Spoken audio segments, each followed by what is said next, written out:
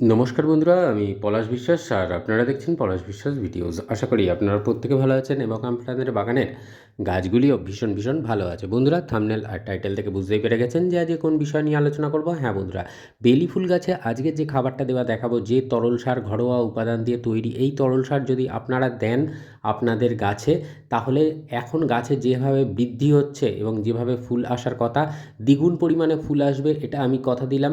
তো এই তরল সার ঘরোয়া উপাদান দিয়ে বানিয়ে কতদিনের ব্যবধানে দেবেন, কি কি উপাদান দিয়ে বানাতে হবে, এবং সর্বোপরি এই সার বা এই তরল জৈব সার আপনারা কতদিন ছাড়া ছাড়া কীরকম মানে পরিমাণে দেবেন, সবটাই কিন্তু আজকে ডিটেলসে আমি বলে দেব।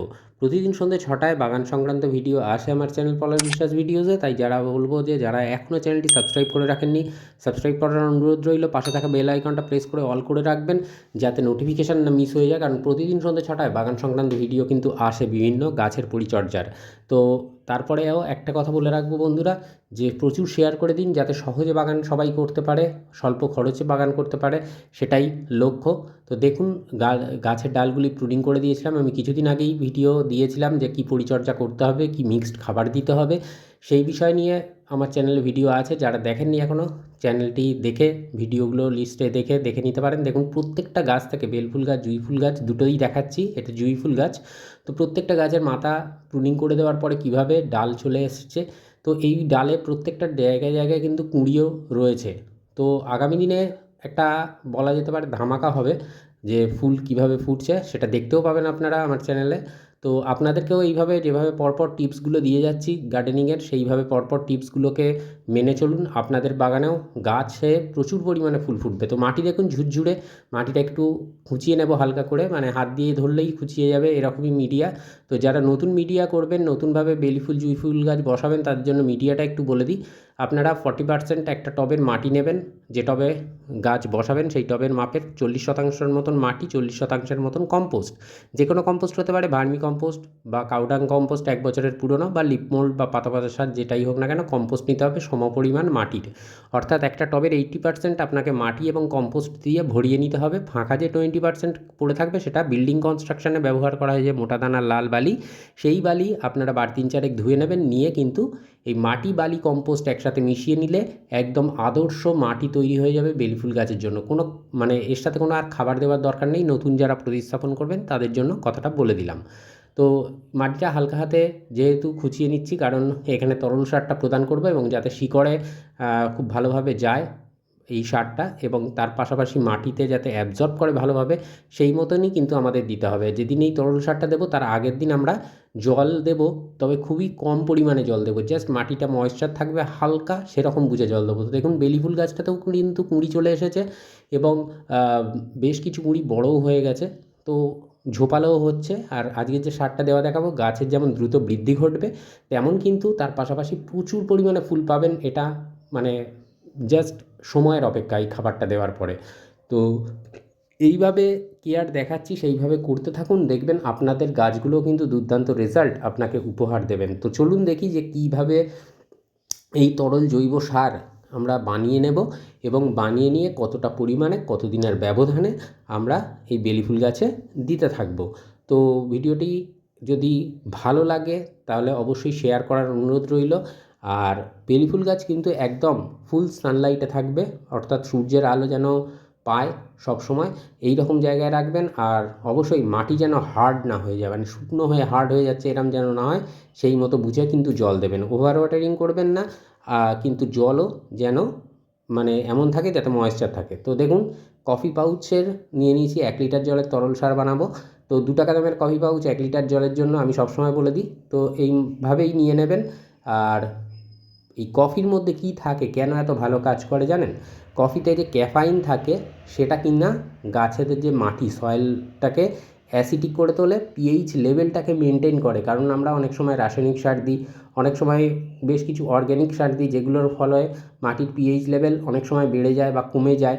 সেই পিএইচ লেভেলটাকে মেনটেন করে কিন্তু এই কফি পাউডার। এটা দেখতে পাচ্ছেন, এটা হচ্ছে ভিনিগার। ভিনিগার কী করবে, মাটিটাকে অম্ল করে তুলবে। তার পাশাপাশি মাটির মধ্যে যদি পিঁপড়ে থাকে, যে আপনারা বারবার বলেন যে পিঁপড়ের সমস্যা, পিঁপড়ে কিন্তু থাকবে না, আর পিঁপড়ে পালাবে এর গন্ধে। তার পাশাপাশি মাটিটাকে কিন্তু অম্ল করে তুলবে এই ভিনিগার। তো কতটা পরিমাণে নেব আমরা? 1 লিটার জলের জন্য মোটামুটি আমরা নিতে পারি 2 ml, 1.5 ml থেকে 2 ml আমরা 1 লিটার জলের জন্য নিতে পারি ভিনিগার। এরপরে দেখুন ক্লকওয়াইজ অ্যান্টি ক্লকওয়াইজ খুব ভালো করে মিশিয়ে নিতে হবে, অর্থাৎ কফি পাউডারের সাথে এই ভিনিগারের যে মিশ্রণ এটাকে তৈরি করে নিতে হবে। যারা ভিনিগার জোগাড় করতে পারবেন না, খুবই অল্প দামে পাওয়া যায়, আমার মনে হয় রান্নাঘরে সবার ঘরেই রয়েছে ভিনিগার, তো সেই ভিনিগার রান্নাঘর থেকে বের করে একটু বাগানের কাজে লাগিয়ে নেবেন, দেখবেন দারুণ রেজাল্ট পাবেন। এই যে তরল সারটা দেওয়া দেখাচ্ছি, এটা আপনারা রিপিট করবেন আবার কতদিন বাদে? 10 দিন বাদে আরেকবার রিপিট করবেন, তারপরে আর কিন্তু দেওয়ার দরকার নেই। মানে আজকের দেবেন, 1 মাসের মধ্যে মোটামুটি 2 বার অবধি দেওয়া যেতে পারে, অর্থাৎ আজকের দিলেন 10 দিন পরে আরেকবার রিপিট করে দেবেন এই একই পরিমাণে একইভাবে।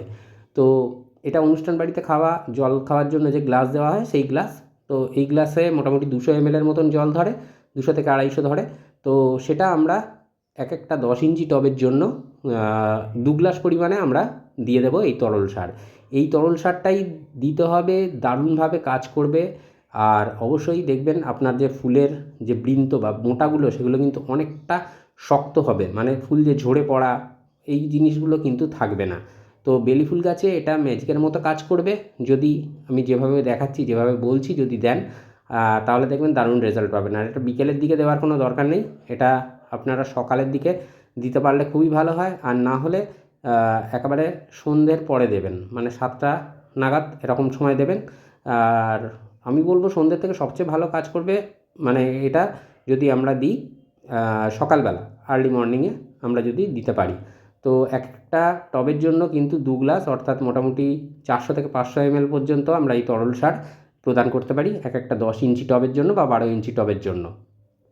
এই যে তরলের পরিমাণটা বলে দিলাম, কতদিনের ব্যবধানে দেবেন সেটাও বলে দিলাম, আর অবশ্যই কোন সময় দেবেন বলে দিলাম, আর কিভাবে বানালাম সেটাও দেখিয়ে দিলাম।